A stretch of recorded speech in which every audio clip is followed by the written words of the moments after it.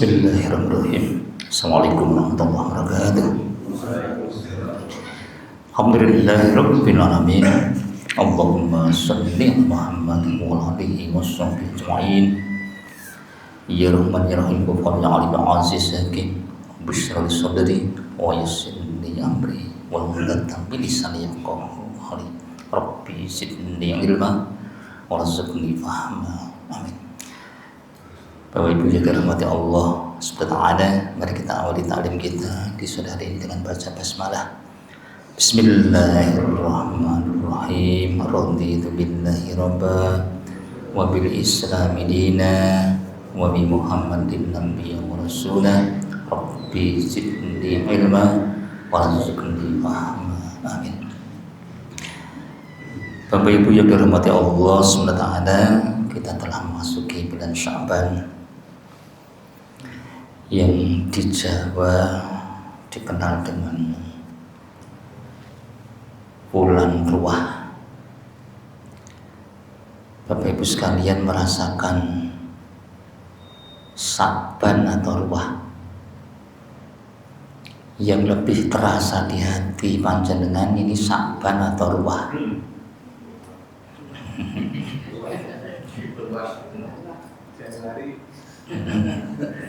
Ya, yang tanggal muda ya Januari. Bulan Sya'ban Bapak sekalian ini di dalam hadis yang diriwayatkan oleh Imam Nasai, disahihkan Al-Albani, Nabi menyebut bulan yang manusia melalaikannya. Berarti Nabi menyebutnya bulan Sya'ban itu bulan yang tidak begitu diperhatikan oleh manusia. Manusia melalaikannya. Supaya kita tidak termasuk golongan orang-orang yang melalaikan bulan Sya'ban, maka kita harus tahu ada apa dengan Sya'ban itu. Terus yang dikerjakan Nabi apa supaya tidak termasuk yang disebut melalaikan bulan Sya'ban. Karena istilah melalaikan itu berarti ya rugi, diberi kesempatan tidak dimanfaatkan, itu namanya orang yang rugi. Seperti umpamanya diberi kesempatan umur tidak dimanfaatkan untuk iman amal soleh, rugi. Wal asr innal insana lafi khusr. Demi waktu sungguh manusia dalam kerugian. Maka tidak memanfaatkan kesempatan tergolong orang rugi. Pamannya ibu tindak pasar, mau apa? Belanja sembako. Kebetulan di pasar ada toko baru ulang tahun, obral sembako. Sembako 300.000 dijual 30.000. Kira-kira ibu-ibu ikut antri atau tidak? Padahal kalau tidak beli juga tidak kehilangan uang 30.000. Tetapi disebut merugi. Ada toko seperti itu kok tidak ikut beli. Pulang sampai rumah hanya cerita pada suami, tadi saya beli sembako di pasar, ada toko obral karena ulang tahun 300.000 sembako disuruh membeli 30.000 Pak. Lah kamu ikut beli enggak Bu? Tidak. Murah waras Bu. Padahal tidak kehilangan 30.000 ini dianggap tidak waras. Ternyata bulan Sya'ban ini Nabi menyebut manusia melalaikannya. Berarti banyak manusia akan merugi di bulan Sya'ban ini karena ternyata banyak yang melalaikannya. Dan jarang juga kita itu mengkaji khusus bulan Sya'ban. Umumnya ya Isra Mi'raj karena bulan Rajab itu masuk satu di antara 4 bulan haram, bulan mulia. Ada tanggal 27 Rajabnya yang menurut sebagian ulama Indonesia itu Isra dan Mi'rajnya Kanjeng Nabi. Setelah itu Sya'ban terlalaikan, kemudian Ramadan yang lebih dipersiapkan, diperhatikan. Sya'ban tidak begitu dapat perhatian. Maka Nabi menyebut Sya'ban itu antara Rajab dan Ramadan. Maka sudah banyak ulama-ulama itu berdoa supaya 3 bulan itu semuanya dapat berkahnya. Rajab, bulan haram, dapat berkah. Sya'ban itu juga berharap dapat berkah di situ, apalagi Ramadan. Doa yang sering dipakai untuk puji-pujian itu. Allahumma barik lana fi Rajab wa Sya'bana wa balikna Ramadana barik lana fi umrina. Ya Allah, berkahilah saya di bulan Rajab dan bulan Sya'ban. Wa balikna Ramadana, dan sampaikanlah saya ke bulan Ramadan. Barik lana fi umrina, berkahilah umur saya. Supaya kita tidak termasuk orang-orang yang merugi di bulan Sya'ban, kita harus tahu apa yang terjadi di bulan Sya'ban. Terus yang dikerjakan Nabi apa? Untuk itu kita perlu berpegangan pada hadis-hadis yang disebutkan sanadnya sahih. Pertama, kita berpegangan pada hadis yang disahihkan oleh Al-Albani riwayat Imam Nasai dari Usama bin Said radhiyallahu, dia berkata, wahai Rasulullah, aku tidak pernah melihat engkau puasa pada 1 bulan seperti puasa pada bulan Sya'ban ini. Beliau menjawab, ini bulan yang manusia melalaikannya. Dia terletak antara Rajab dan Ramadan. Bulan yang padanya seluruh amal diangkat kepada Rabbul Alamin. Oleh karena itu, aku ingin amalku diangkat sementara aku sedang berpuasa. Inilah yang ada di bulan Sya'ban, yaitu bulan Sya'ban ini Nabi menjelaskan bulan di mana seluruh amal diangkat di hadapan Allah. Artinya amal kita baru diteliti, baru diserahkan oleh para malaikat kepada Allah Ta'ala, atau amal kita baru diberi nilai oleh Allah di bulan Sya'ban ini. Maka bagi orang yang tidak disebut lalai di bulan Sya'ban itu, dia merasa hari-hari ini buku catatan amal saya baru diteliti oleh Allah. Perasaan seperti ini perasaannya orang-orang yang tidak akan lalai di bulan Sya'ban. Bagaimanakah perasaan kita ketika hari-hari ini buku catatan amal kita baru dilihat dan diteliti oleh Allah? Perasaan yang ada di hati kita apa itu coba? Atau ibaratnya soal ujian, hasil ujian kita baru dikoreksi. Apalagi ini amal perbuatan 1 tahun. Hari-hari ini diteliti oleh Allah. Allah meneliti buku catatan amal kita. Sementara Allah juga melihat yang punya buku ini sekarang sedang apa. Sedang apa itulah yang diperhatikan Nabi. Nabi mengatakan, ketika amalku sedang diangkat, aku ingin berpuasa. Berarti antara buku yang sedang diteliti dengan apa yang dilihat oleh Allah tentang yang punya buku itu berkaitan. Sehingga Nabi itu mengerjakan puasa. Alasannya amal-amalnya baru diangkat di hadapan Allah. Coba bayangkan Bapak sekalian,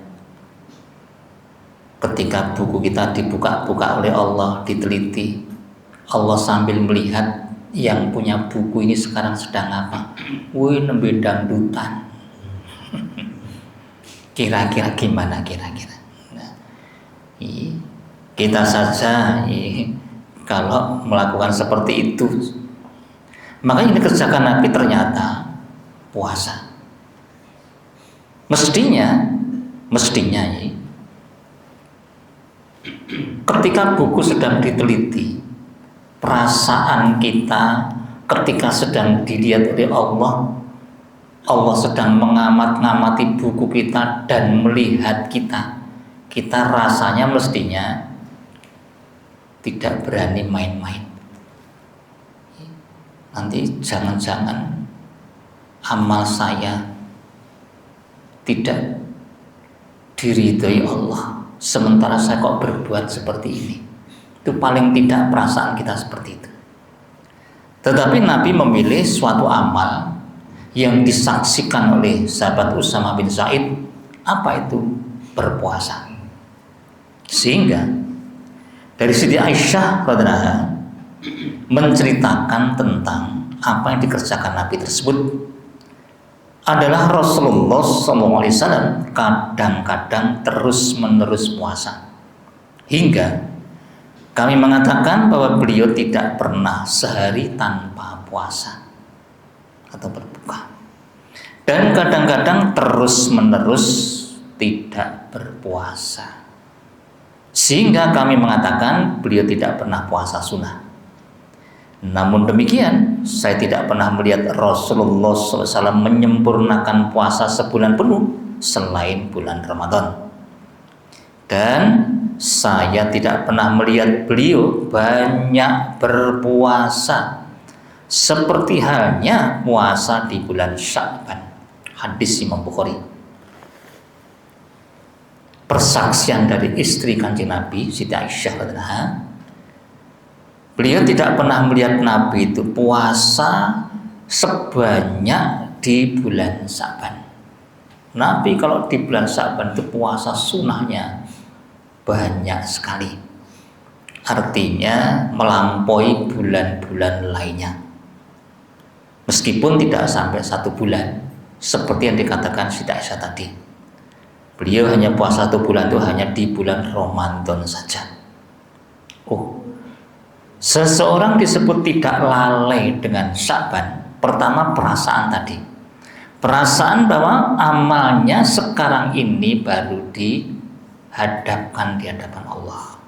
Itu nomor 1. Nomor 2, rasa seperti itu akan mendorong dia untuk tidak sembarangan melakukan sesuatu aktivitas karena bukunya baru dilihat oleh Allah, sementara kita juga tidak luput dari pengamatan Allah, sehingga akhirnya mendorong kita untuk mencontoh apa yang dikerjakan Nabi kita, ibadah yang namanya puasa. Maka orang yang bulan Sya'ban kok banyak puasa sunnah, itulah yang disebut berkah tadi. Dan yang ketiga, karena biasanya di Jawa orang lebih kuat perasaan ruahnya daripada Sya'bannya.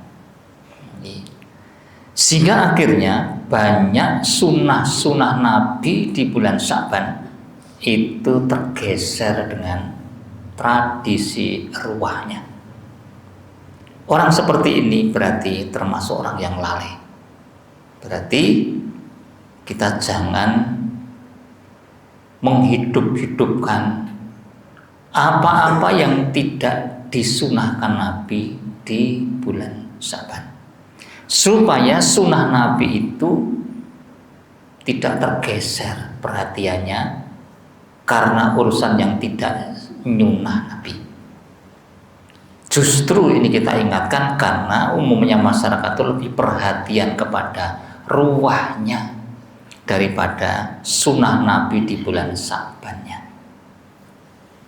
Sekarang kalau ditanya apa hubungannya antara amal yang baru diangkat di hadapan Allah dengan puasa?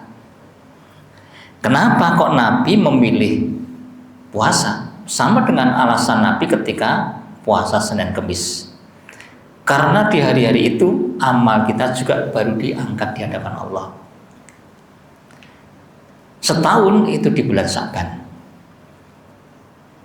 Apa hubungannya amal diteliti dengan puasa?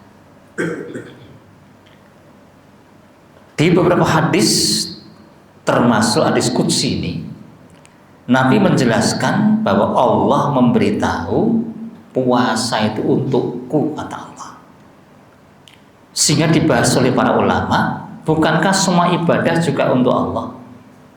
Ini seolah-olah untuk menunjukkan bahwa ibadah yang satu ini, puasa, itu memang tertuju untuk pribadi Allah.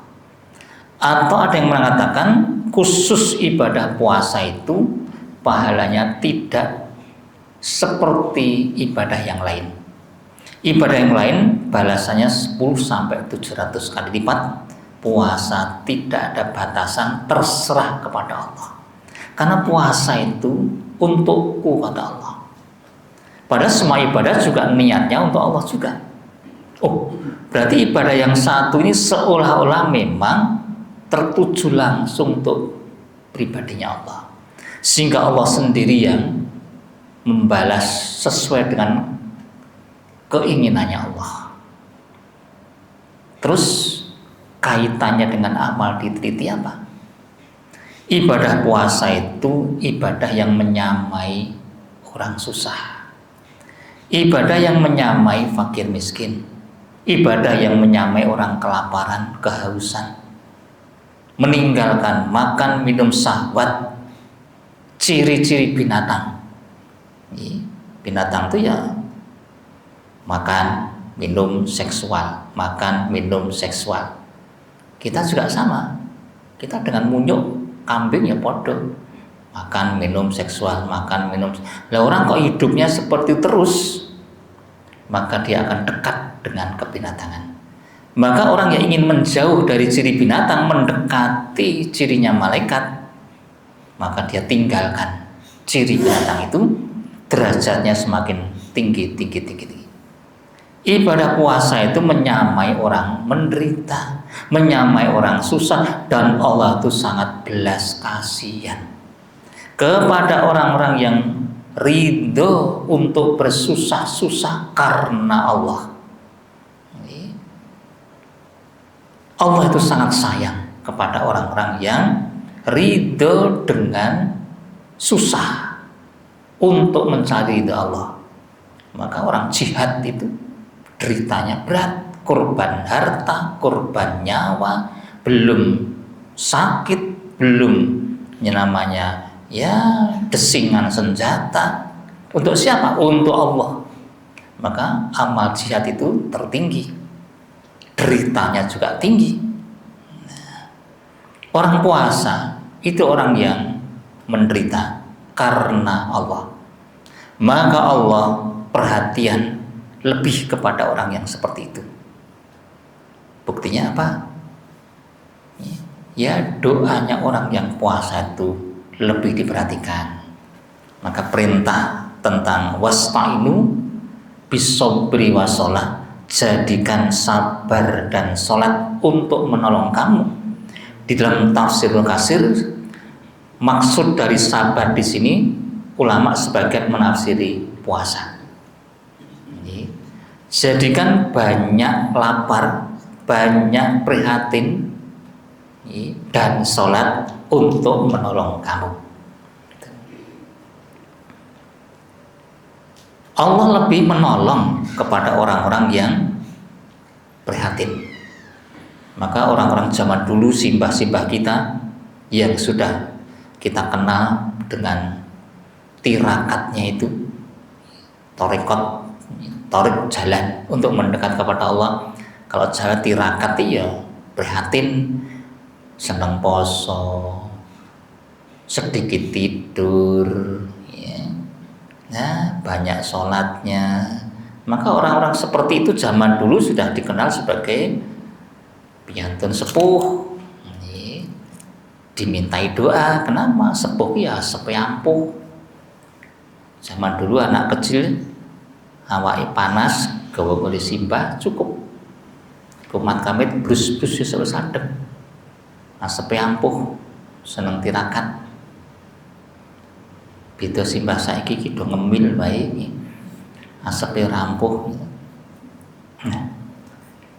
Terus Nabi mengatakan bau mulut orang yang berpuasa, di hadis lain dikatakan di sore hari itu di hadapan Allah lebih harum daripada minyak kasturi. Sekarang kenyataannya Bapak Ibu sekalian, apa ada orang puasa bau mulutnya apalagi di sore hari kok lebih harum dari minyak kasturi? Kenyataannya ada atau tidak? Coba nanti Ramadan sak masjid dicek kabeh. Oleh 10 semaput. Justru baunya itu tidak enak. Tetapi kenapa kok Allah membaunya lebih harum daripada minyak kasturi? Kira-kira bau busuk kok dibau harum, itu penyebabnya apa? Tidak lain adalah sayang. Tidak lain karena urusan cinta. Karena cinta itu kata Imam Ghazali irasional, akalnya hilang. Kata Imam Ghazali, orang kalau sudah jatuh cinta 2/3 akalnya itu hilang. Orang kalau jatuh cinta itu sudah bisa berbuat di luar nalar. Contoh pemuda penakut jam 8 sore rawani metu ning bosan duwe pacar kidul kuburan kendelir jamaah. Ora apa-apa Dik, jam 11 tak terke. Kok nak aku bali bapakmu kon ngeterke ya. Maka penyanyi-penyanyi itu betul. Orang kalau sudah jatuh cinta, tai kucing rasa coklat. Apa ana kucing kok mbelek coklat? Coba nanti di rumah didilat. Cinta itu irasional. Maka bau busuk itu di bau harum itu bisa penyebabnya karena sangatnya sayang. Manten anyar, cinta-cintanya, tresno-tresnane cek anyar. Mbok masakane asine ranjama diakoni enak. Baru sayang kok. Manten anyar tangine krinan. Jam 10 esok lagi tangi. Ya tetap ketok ayu. Padahal bengesnya tekan kuping ngeces. Itulah cinta. Maka kenapa Nabi kok memilih puasa? Urusannya karena Allah belas kasihan. Allah sangat sayang kepada orang-orang yang lapar untuk Allah. Jangankan ke Allah, kita sebagai orang tua saja coba ketika anak-anak kita, cucu-cucu kita masih kecil-kecil, ikut puasa Ramadan, padahal mereka belum wajib. Tapi ikut puasa Ramadan, perasaan kita bagaimana? Sayang dengan mereka. Maka kalau tempat saya itu ada permintaan donatur itu, ini donatur untuk berbuka puasa, ini donatur takjil anak-anak. Lah kadang orang ngebloknya ke buka puasa. Kenapa? Pahalanya sama dengan orang yang berpuasa. Cah cilik-cilik posone paling orang ketompo. Padahal mereka tuh masih kecil, belum wajib puasa. TPA cah cilik-cilik poso dino. Mestinya kita timbul rasa sayang kepada mereka. Padahal siapa yang menyayangi, jangankan kok manusia, binatang saja kehausan kok disayangi, Allah sampai memberi hidayah kepada wanita itu. Anak-anak itu belum wajib puasa tapi do poso. Nah, cucu saya itu masih TK, ikut puasa Ramadan rampung. Padahal sering bangun siang, bola-bali ra sahur, ibune meksa-meksa kon medhot ra gelem. Coba insyaallah urung wajib wis ora sahur, sekolah ya ora prei, bali panas kentang-kentang ping dlosor nang ngarep TV, lambene garing mlethek-mlethek kaya sikil ibune. Le mau tak tukokke sate, mau tak gaweke kolak, kuwi njaluk apa? Kita orang tua saja ternyuh, apalagi Allah yang dipuasani. Nah, maka orang-orang yang mendekat kepada Allah, tirakat itu memang diperhatikan oleh Allah. Banyak puasa, banyak sholat, banyak menyayangi orang-orang susah. Nah, maka saya sampaikan, lo takjil anak-anak jangan dikira pahalanya kecil. Mereka itu belum wajib puasa aja puasa. Mereka itu susahnya lebih berat daripada kita. Kita tuh ada pendorong pahala di akhirat, penghapusan dosa. Lah anak-anak. Nah, maka barang siapa menyayangi orang-orang yang seperti itu, ya akan disayang oleh Allah juga. Jangan dikira pahalanya kecil. Apalagi mereka ya bisa untuk syiar dan seterusnya.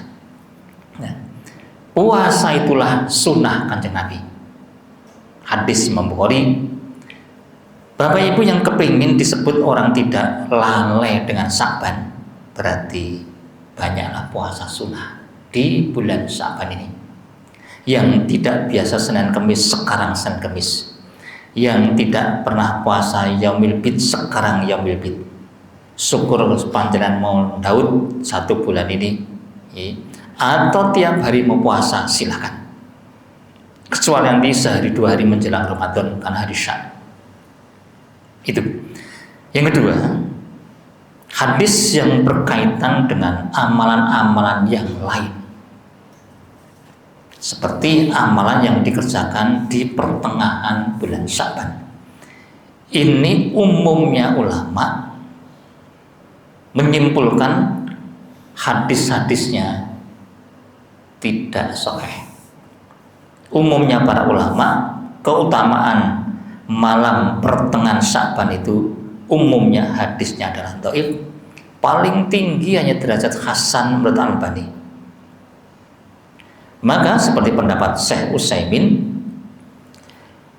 perhatian kita dengan amalan pertengahan bulan Sya'ban itu harus kita hilangkan. Pertengahan bulan Sya'ban dengan hari yang lain itu kita anggap sama, supaya orang tidak menjujuk pertengahan saja. Akhirnya hari-hari yang lain disekaleke. Nah, ketika ditampilkan hadis-hadis lemah, hadis-hadis dhaif tentang nisfi Sya'ban, akhirnya orang lebih berkecenderungan, wis aku tak ngoyak pertengahan Sya'ban saja. Karena hadisnya ada yang mengatakan semua dosa-dosa kita akan dihapus Lah akhirnya jujuk pertengahan saja, ngebleng di pertengahan. Awan poso bengi sholat. Nah, itu hadisnya lemah atau hadis dhaif. Ini yang pertama, supaya kita tidak menggeser yang hadis-hadis sahih yang dikerjakan oleh Kanjeng Nabi kita, yaitu banyak berpuasa di hari-hari bulan Sa'ban. Kemudian hadis-hadis yang lemah yang lainnya yang harus kita hiraukan. Contohnya Wahai Ali, barang siapa sholat 100 rakaat di malam pertengahan Sa'ban dengan tiap rakaat membaca Al-Fatihah dan Al-Ikhlas 10 kali, maka permintaannya akan dikabulkan. Ini dikenal dengan surat Al-Fiyah. Ini hadisnya palsu. Apabila telah tiba malam pertengahan Sa'ban, maka hidupkanlah malamnya dan puasalah siangnya. Ini hadis dhaif. Imam Nawawi mengatakan sholat raghaib, yaitu 12 rakaat antara maghrib sampai isya di malam Jumat Rajab dan 100 rakaat malam pertengahan Sa'ban, itu tidak ada dalilnya. Sungguh Allah SWT turun ke langit bumi pada malam pertengahan Sa'ban. Allah mengampuni banyak orang sebanyak bulu domba Bani Kalb. Ini juga hadis dhaif. Jadi lebih baik perhatian kita pada hari-hari semuanya di bulan Sa'ban. Kalau kita perhatian dengan hadis lemah di pertengahan Sa'ban, itu nanti umumnya orang akan jujuk pertengahan saja. Kecenderungan kita biasanya begitu itu. Akhirnya kita termasuk melalaikan bulan Sa'ban. Kemudian amalan-amalan yang tidak ada dalil dari Quran dan Sunnah atau contoh dari Kanjeng Nabi, yang itu akan dihidupkan di bulan Sa'ban, ini bahayanya akan bisa menggeser sunnah yang ada. Perhatian kita, konsentrasi kita, kesungguh-sungguhan kita hanya terpecah antara yang ada dalil sahih dari Nabi dengan yang tradisi Jawa. Ini bahayanya. Maka sebaiknya kalau kita ingin disebut orang tidak rugi dengan bulan Sa'ban, konsentrasikan saja di dalam hadis-hadis sahih seperti yang dikerjakan Nabi, yaitu puasa. Contoh-contoh tradisi yang dihidupkan di masyarakat, umpamanya bulan Sa'ban itu lebih populer dirasakan oleh masyarakat kita sebagai bulan ruwah. Bulan ruwah itu maksudnya diambil dari arwah, yaitu bulan yang dianggap ini bulannya arwah, sehingga mentradisi saatnya orang ingat kepada yang sudah meninggal dunia. Namanya tahlilan, yasinan, kirim doa di bulan ruwah. Apalagi kalau punya keyakinan para arwah pulang terus memberi sesajian apa yang disenangi oleh arwah itu. Le iki mbahmu bali le. Nah, dicepai nang kamare.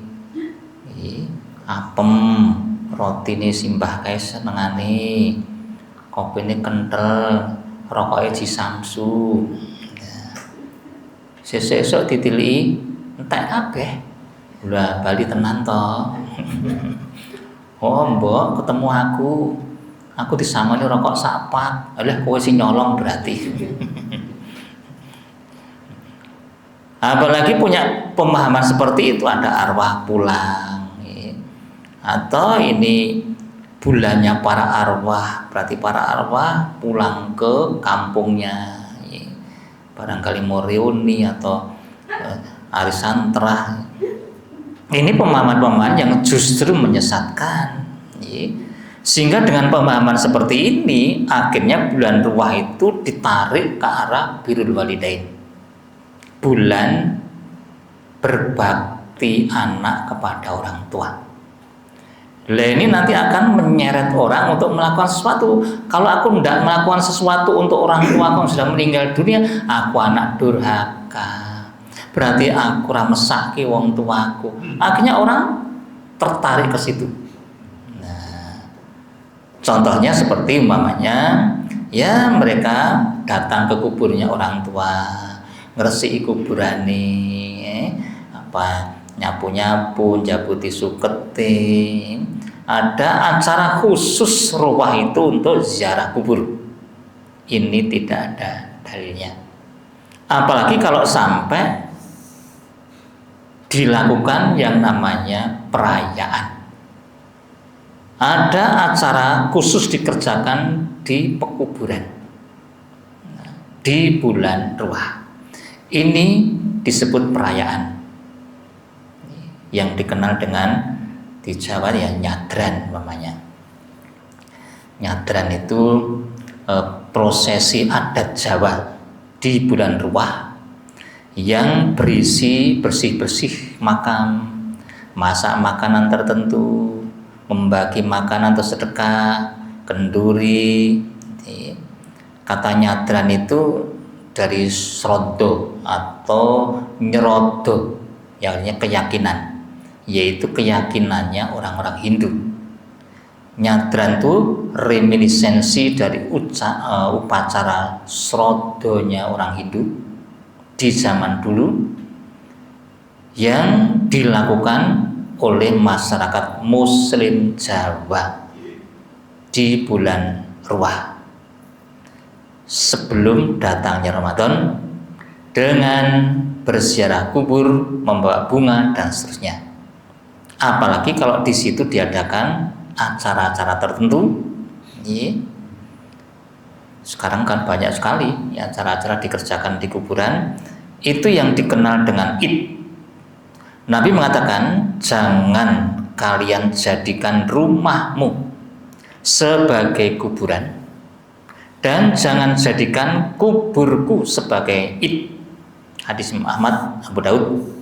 Hadis ini maksudnya bahwa kita dilarang oleh Nabi menjadikan rumah kita itu seperti kuburan.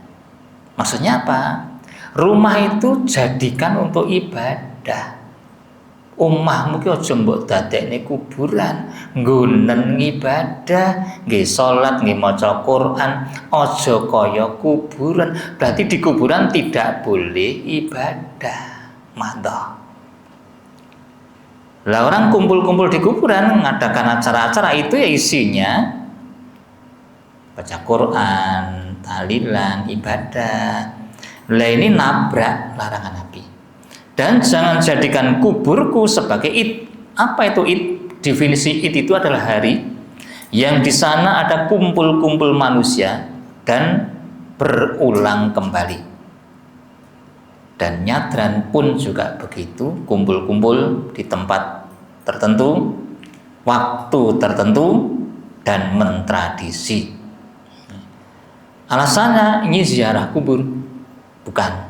Ziarah kubur itu untuk mengingat kematian. Sedangkan acara seperti itu perayaan, tidak membawa orang ingat mati. Kalau mendoakan orang mati, itu tidak harus mendatangi kuburnya. Nabi mengatakan, sholawatlah kepadaku dimanapun kamu berada, karena akan sampai kepadaku. Mendoakan orang mati itu dimanapun sampai. Tidak perlu mencari kuburnya. Kalau harus mencari kuburnya, sing ning mati ning laut, golek ning laut. Apalagi yang dikubur massal seperti di Aceh itu, ono sing mati dipangan boyo, goleki boyone. Ndonga kok ning pinggire boy caplok pisan. Dan seterusnya. Oleh karena itu, hati-hati ibu sekalian, kalau hal seperti ini lebih kita perhatikan, nanti perhatian pada sunnah akan tergeser. Toh yang mungkin sebagai persiapan Ramadan, ada tradisi namanya padusan. Nah, Ini juga tidak ada dalilnya Bapak sekalian. Tidak ada dalilnya orang puasa Ramadan kok syaratnya kudu adus. Raup ki ya oleh. Ora adus ki ya oleh, sing penting posone bener. Ya ada tamu saya, ya. Orang tua, laki-laki perempuan datang ke rumah saya kan pinggir sungai. Boyong, Pak Ustadz mau nunut padusan. Wih, teng pundi niku teng ajeng. Ning ngisor wit bambu mau kungkung. Wah, iki nek Ramadan malah masuk angin kapok wong. Tidak seperti itu. Apalagi sekarang muda-mudi padusan kolam renang. Lha sak kolam cemplung cah 200 lanang wedok. Nek sak kolam cah 200 cah siji ngompol ping 3. Apa ora diompoli wong 600 iki. Ngono kok padusan. Mulane mentas malah kuning-kuning. Hal seperti itu tidak punya dalil, harusnya kita singkirkan, kita konsen pada yang berdalil, yang ada contoh dari Nabi, niscaya kita termasuk orang yang beruntung di bulan Syaban. Demikian sekalian, mari kita akhiri dengan kafaratul majelis. Subhanakallahumma bihamdika, asyhadu an la ilaha illa anta, astaghfiruka wa atubu ilaik. Assalamualaikum warahmatullahi wabarakatuh.